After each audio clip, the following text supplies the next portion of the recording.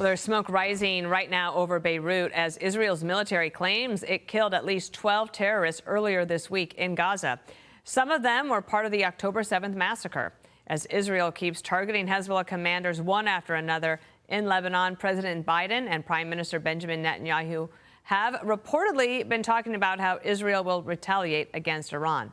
Free Press columnist Douglas Murray is live in Tel Aviv, Israel. We're so grateful to have you here. You write in the New York Post today something that caught our attention. The headline is Biden-Harris should help Israel take out Iran's nuclear program. The world will thank them. Tell us more. Well, what's so interesting at the moment is that for the last year, Israel has been fighting a war on what is now 7 fronts. And there's one thing that is in common to all of those fronts, whether it's Hamas in Gaza, Hezbollah in Lebanon, the Houthis in Yemen, and much more. The one thing in common is the revolutionary Islamic government in Tehran, which has been subjugating the people of Iran since 1979, and whose regional ambitions have been out in the open for a very long time and are absolutely explicit at the moment.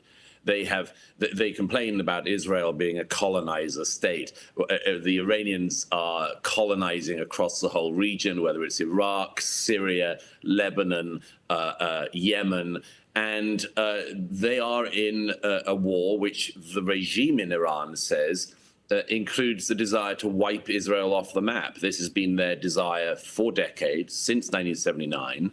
And there are two things that I think are worth understanding about this in particular. One is that although Iran has taken this war direct to Israel by sending hundreds of missiles, including to the city I'm sitting in recent months, Israel has actually been very careful in its responses direct at Iran. And the second thing is, of course, is this question of the nuclear project. We've known for years, everybody has known, even the Obama administration knew, that Iran wants to have nuclear weapons. If it does, it's effectively invulnerable. And if people like what Iran is doing in the region without nuclear weapons, they'll love what it'll do once they've got them. So, yes, there is a priority for Israel, and I believe for America and the wider world, to stop the mullahs having the world's most dangerous weaponry. Will Israel do that alone? I don't know. But it seems to me, as I say in the New York Post today, that it's absolutely incumbent on Israel's allies to help it stop these theocratic fascists in Iran from getting the world's most dangerous weapons. And if it has to be Israel alone, I suppose it will be, but it shouldn't be. I wanted to also ask you about this because the Free Press, who you work for, had an incredible story this week over at CBS. Here's a headline. Does CBS News know where Jerusalem is? Do not refer to it as being in Israel, said the network's senior director of standards and practices. And this all stemmed from an interview that Tony DeCopel did of Ta-Nehisi Coates with his new book that is pretty open about how he feels about Israel, and it's not good. This is Free Press obtained leaked audio from the editorial call between Adrian Rourke and then Jan Crawford, who is their Supreme Court reporter. Watch. We have to check our bias and opinions at the door. And that applies to every single one of us. We are not here to represent any viewpoint. I wish that I had to say, great job, Tony, or, way to not allow a one-sided account on a deeply complex issue be presented on our network, which is a disservice to our viewers. This has been an incredible story to watch this week, and your viewpoint on it. It's extraordinary. Ta-Nehisi Coates has written one of the most racist books of our era.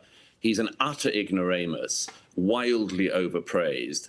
He went to what he calls Palestine, which was a literary festival in the West Bank, for 10 days. And for 10 days, with his unbelievable ignorance, he looks at everything through the prism of his own navel. For 10 days, he has the audacity to think that he understands the region. He thinks it's not at all complex, by the way. I think almost everybody in the region would counter that. CBS had one questioner. Everyone else fawns over Ta-Nehisi Coates. completely without reason.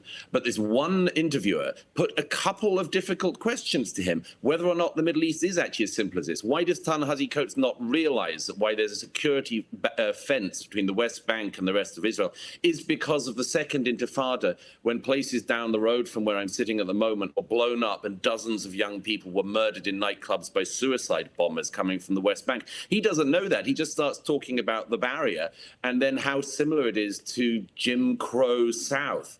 I mean, it is disgraceful what this man has got away with. And watching most of the American media fawn on him for years has been appalling. But now somebody has the audacity to ask a couple of critical questions of St. Ta-Nehisi, and the network goes into meltdown. He deserves far more questioning than this. He's produced a racist diatribe, and it's the shame of the network that they think it was terrible to even question him about it. An incredible story to follow about journalism in the state of it today. Thank you. Yeah. And thank you for being over there. And we look forward to your reporting as you report at the Free Press. And your piece today, I commend it to everyone in the New York Post. Thank you so much. Take good care this weekend. I'm Steve Doocy. I'm Brian Kilmeade. And I'm Ainsley Earhart. And click here to subscribe to the Fox News YouTube page to catch our hottest interviews and most compelling analysis.